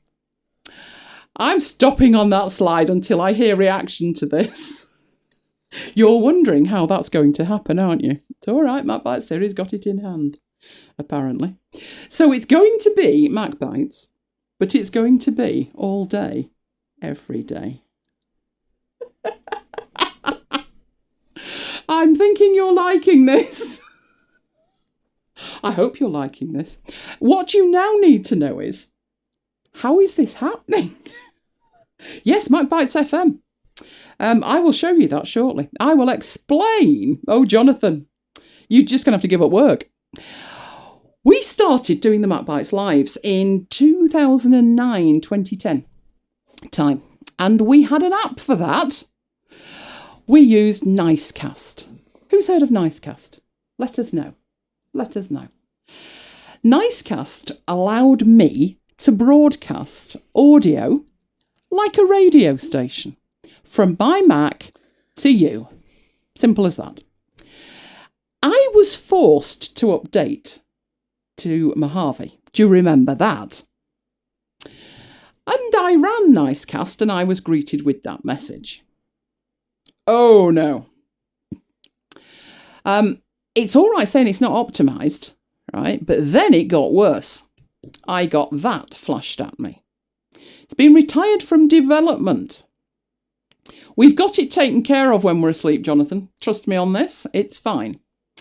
This is saying it's entirely unsupported on my current operating system. And it won't run at all from the next macOS onwards. So that gave me a problem. We were doing this. There was audio on my Mac and we sent it straight to you. We gave you a link and you could just listen to it.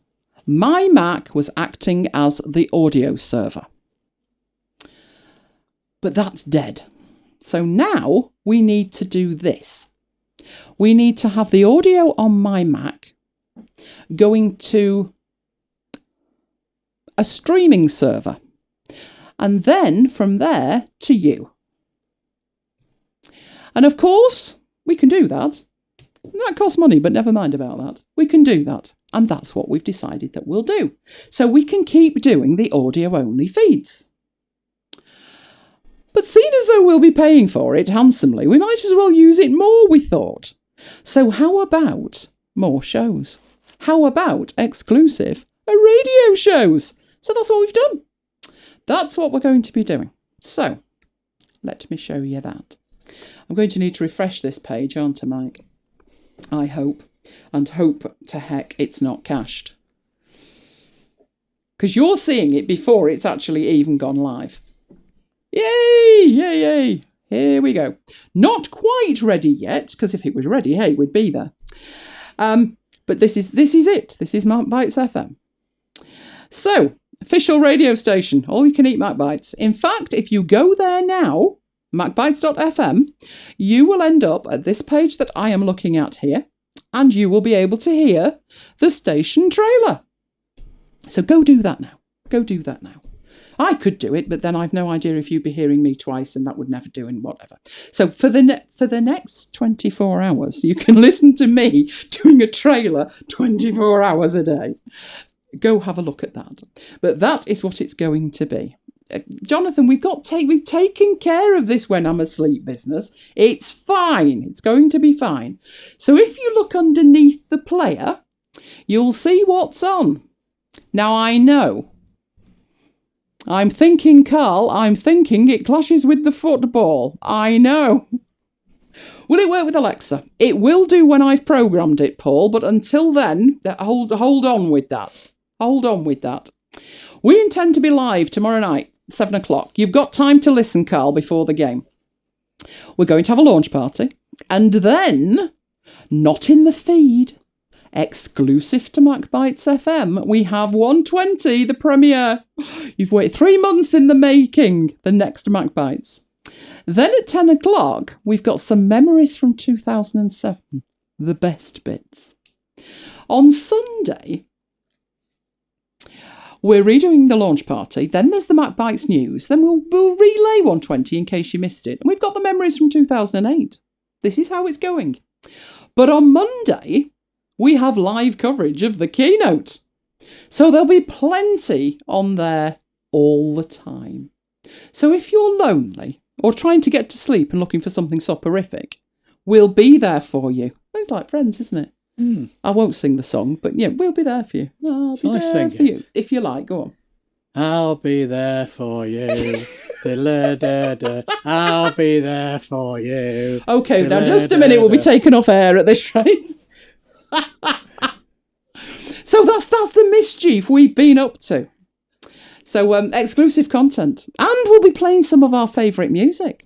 Yeah, we've got MacBites music. What I've done is I've gone through the old shows, and you know we play those tiny little clips. I've got a whole list of them. And we're going to do a show that's just the MacBites music, with us being DJs. So that's what we've been up to. Oh, Jonathan, there's not going to be a minute's peace. Your data usage is going to go sky high. But there will always be something on MacBites for you. I'm thinking Jonathan won't have been born when half these songs I like are on there. What was the first song we played on MacBites? Gumbay Dance It was Band. probably the Gumbay Dance Band, which is one of our favourites. 70. And I definitely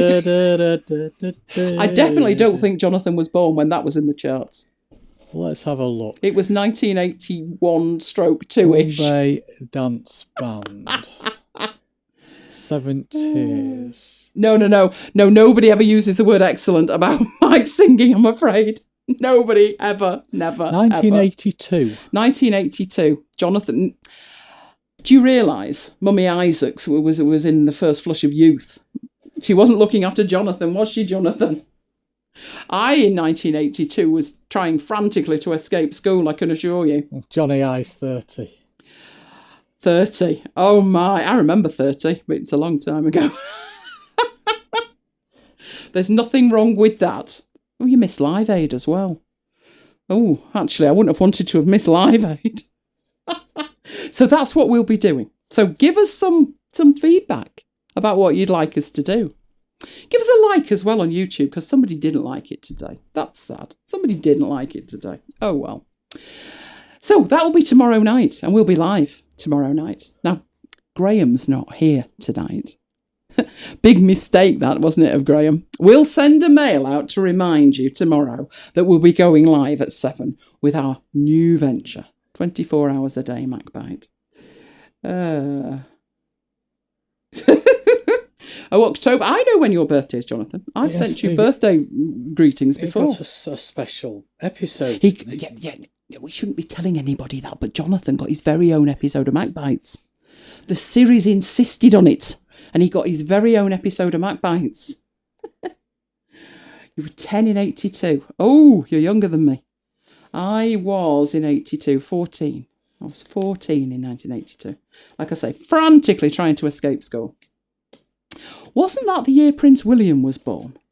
I vaguely remember that. Because they got married in 81, didn't they? It was a big mistake. Yeah, that's what I remember about 1982. And of course, 1983. Oh, we've got a very young audience. We do, don't we? Yeah, we do. I'll get over that in the end, though, won't I? Right, so that's what we've got coming up. But never mind that. We're also back next week. So a live show, Friday, 7th, 9 o'clock. Won't want to miss that. Not satisfied with that, it is WWDC on Monday.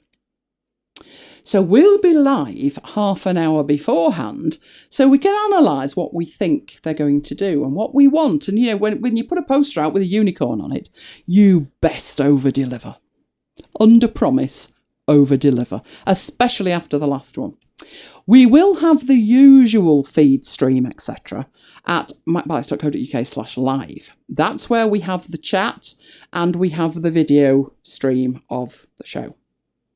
But we'll also be live at the same time, so actually during the thing, with our alternative commentary if you want to hear us live, being incredulous about what they're advancing. Well, you need this, you need that. We're hoping for bin 2, aren't we? And we looked at that monitor last week and decided if it looked like that, we'd quite like it. This week, however, new apps. So it looks pretty basic, to be honest, doesn't it? But 9to5Mac had some exclusives. That there is going to be a new music app, so I'm presuming that's the one on the left, and a TV app, the one on the right. Let's have a closer look at that. That just looks like a very primitive beta version of iTunes from 15 years ago to me, but hey. And there's the TV one. Must admit, don't really use TV stuff at all. Although, you know what I've got, don't you, Mike? No. Oh, I've got a toy. I've got a toy. Yes. Lesbian Vampire Killers, because I got that one free. So I'd be able to watch Lesbian Vampire Killers on there, which is fascinating. So we'll wait and see what they do with that, but looks like that's a thing that's going to happen.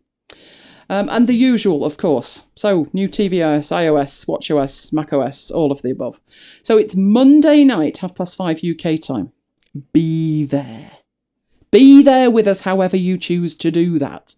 Because now there's lots of different ways to do that. So you can be with us on the chat, but you can also listen to us live. So let's have a look. CarPlay app, not yet. But I'll have a look and see how we can do that, Jonathan. You can certainly listen via the page, the web page, or there is a stream URL, isn't there, Mike, that you can put in an app. There is. So there will be a way to do that. We'll just have to work out precisely what it is. But the fact that we've got a page and some content at the moment's a miracle. So we're working on that. We'll be working on that a little bit more. So that's where we're at. That is where we're at. Next week we will have, let me see what we've decided to do next week. Where did that go? It's that one, isn't it? Yeah. We will be looking at Amadine. That's definitely going to become that app's name, isn't it? We'll take a straw poll on which one it is. Oh, born in Coventry? I'm assuming that's Coventry. Coventry. Oh, yeah. Excellent. Excellent. I don't think I've ever been to Coventry yet. I have. When you Google Amadine, you get Amadine. But that's got no E on it. I'm not sure, but we'll work it out. No, I think the nearest I've been to Coventry is Leicester. I think that's in the vicinity, isn't it? Yeah. I had the misfortune to go to Leicester once. Once was enough. It was a bad day, and the traffic was terrible. That's what I remember about it. But I was working. I did half a day on Excel. One of these people who was convinced he could learn everything there was to know about Excel in half a day. By lunchtime, he decided that was a really bad idea. But we did what we could in half a day. So we will be back, but we've got lots of things to do and see and talk about before we get back on the 7th. So I hope you take a listen at some point this week to MacBites. We will, MacBites FM. We will have new content in between some highlights from the old show, so you don't want to miss it. But we'll make sure that the schedule is put in an email, so make sure you subscribe to the newsletter. And let's have a look here. Why are YouTube emojis fat? I wonder that. I wonder why Facebook emojis aren't the same either. But I'll tell you an interesting story about emojis. Yeah, been to Bromley Farm. I use Notion, and when I open Notion on my Nexus 7 tablet, I know it's 7 years old, but it's still going. The icons are completely different. They look really primitive. They're the same icons, so, you know, a smiley face or a red ball. They're all the same, but they look very, very primitive, as though they were from a Sinclair Spectrum in terms of they've got 16 colours. So I think it's just the interpretation of them. I think it's just a code it uses and it interprets it. But yeah, they do look very strange. Very, very strange. Or you've had too much to drink and you're seeing two of them. One or the other, Paul. Liking that. So who's going to join us on Monday? And what are you hoping for? Come on, I need to know these things. What are you hoping for on Monday? Cake. You're hoping for cake on Monday. Well, that's a possibility. Mike had this week, what did you have? It was a Mars Attack, wasn't it? Mars Attack and a Twix Rouland. That Mars Attack was absolutely massive. It was the full size, so about 10.5 inches tall. But when they cut it, they cut you a slice. So the side of it, the 10-inch long bit at the side, has a depth to it. And I would say usually it's around the 2 inches mark. This thing must have been 3.5 inches deep. And it took him 3 goes to get through it. So you can imagine how bad it was. We need to share what you're up to in September at some point as well. Yeah. But we'll save that for another show. He's got a challenge on in September. Gluten-free chocolate on Pinterest. Oh dear, we've lost him. He's headed off looking at gluten-free chocolate. Yeah, I looked at Twix Rouland and then I got to here somehow. Didn't you take a picture of the Twix Rouland? No, I ate it. You're supposed to take a photo before you eat it, man. Well, I'll just have to get another one. You will, won't you? Well, tomorrow's June, so the Macmillan thing should have gone off by then, which might put them down a bit. Right. Oh, so you've already got it, Carl. You've already got iOS 13 on your iPad. Assume it's on the beta. Well, the beta. Yes. Don't trust betas. I would, but, stuff breaks. I'm still on what's it here? High Sierra. The one before you, High Sierra. High Sierra. High Well, Sierra. I would have been on High Sierra, but you deliberately didn't do the update because of breaking that monitor thing. Which is now fixed. Which is fixed, but that's not the point. And I deliberately didn't update because every time I tried to update, the machine died a death. Graham suffered the same problem, so it wasn't just me. And then I reached a point where it tried to do the update, got itself locked in a loop, and the only way out of it was to install Mojave. So I just gave in. It was giving in that broke Nicecast, but hey, if Nicecast hadn't broken, we wouldn't have MacBites FM, would we? So it was all meant to be. It just meant a lot more work for us. But you've already got your first little exclusive bit of content, which was me with my promo. Did that about an hour before we went live tonight. So we'll be very, very, very busy tomorrow. Do you know why we'll be very, very busy tomorrow? I think I should tell them this to add a bit of jeopardy to it. MacBites 120 doesn't exist yet. Not in the can yet. But we've promised you it'll be live tomorrow night at 7:30. So somebody's going to have to get a wiggle on with it. That would be me. That would be Mike. So you can picture us tomorrow getting a wiggle on and getting a show out the door.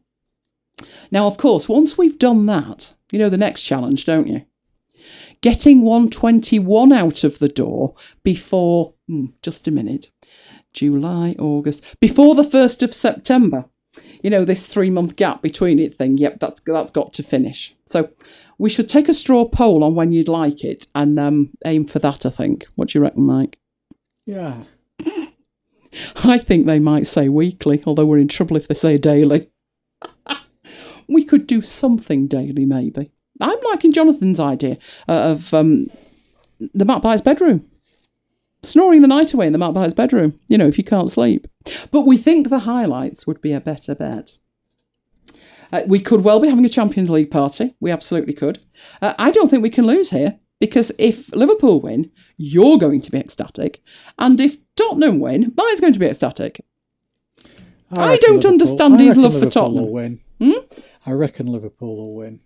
Now he's said it, you can blame him if it all goes wrong.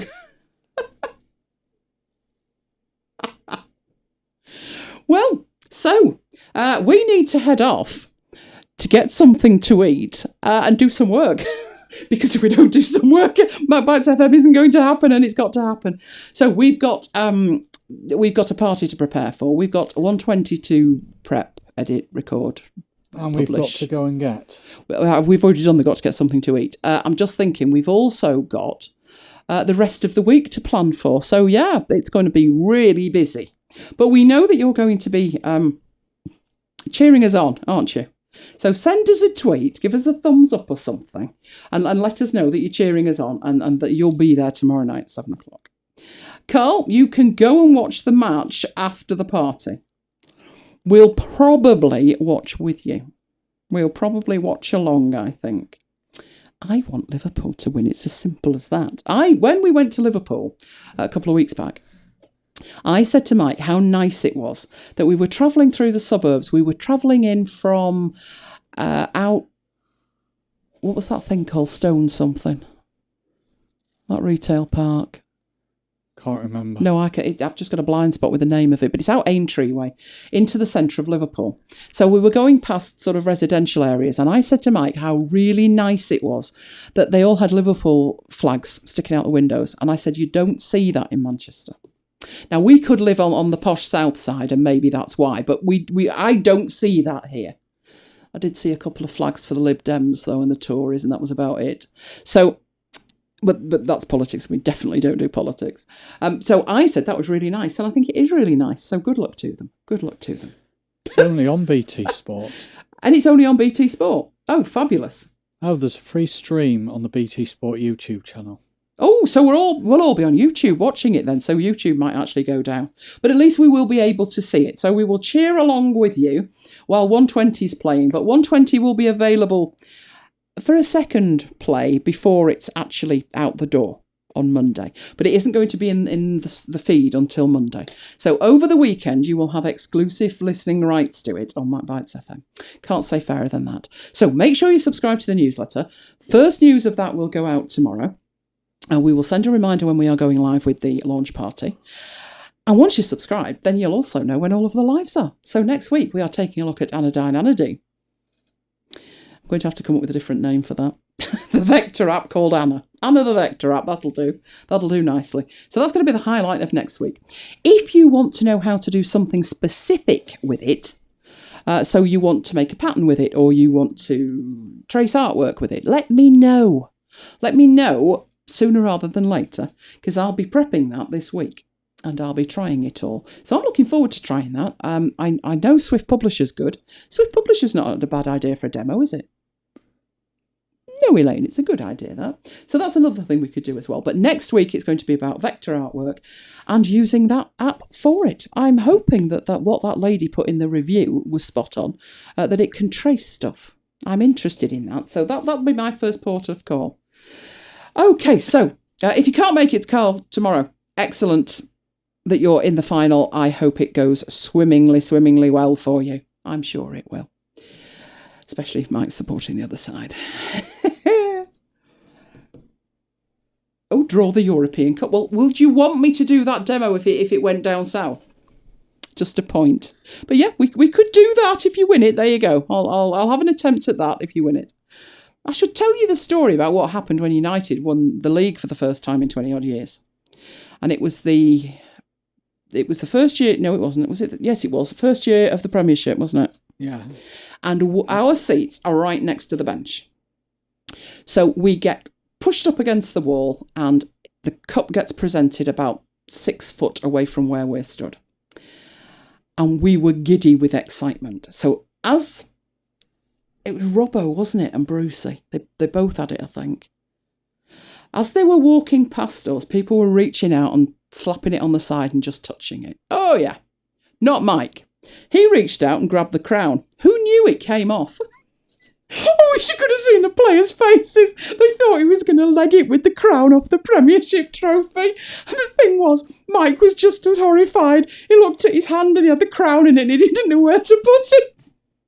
Luckily, it found its way back to the top of the cup.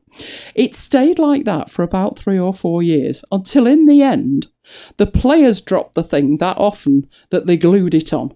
And the crown now does not come off the Premiership trophy. You know, here and exclusive, the first person to pull that off, and it was Mike. So that's why. That's why.